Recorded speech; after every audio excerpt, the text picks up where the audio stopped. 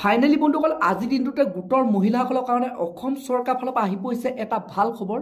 তো বন্ধুসকল যিসকল গোটৰ মহিলাই ইমান দিনে অপেক্ষা কৰি আছিলে আপোনালোকৰ যোনটো নেকি মহিলা উদ্যমিতা আঁচনি 10,000 টকা তো চৰকাৰে কেতিয়া প্ৰদান কৰিব।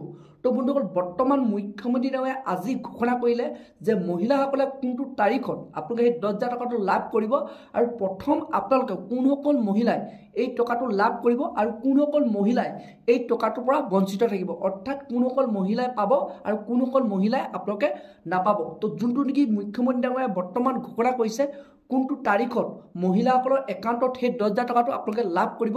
তো বন্ধুসকল আপোনালোকক মই সবিশেষ সেই ভিডিঅ' ক্লিপটো আপোনালোকক মই এই ভিডিঅ'টোৱে দেখুৱাম। তো আপোনালোকে সেইটো কাৰণে ভিডিঅ'টো একেবাৰে স্কিপ নকৰাকৈ আপোনালোকে চাই থাকিব।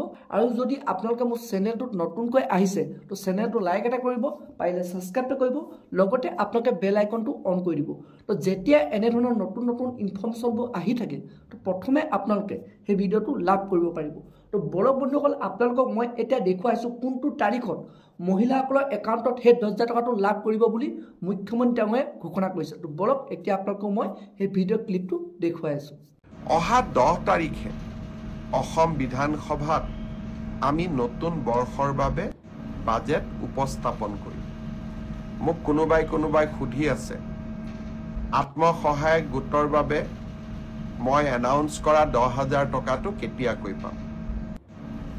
নিৰ্বাচনৰ চূড়ান্ত প্ৰক্ৰিয়া এই মাহত আমি শেষ কৰিম আৰু 1 এপ্ৰিল তাৰিখে বিহালীত প্ৰথম 10,000 টকা আই মাতৃসকলক দি এই আঁচনিখনৰো আমি শুভাৰম্ভ কৰিম।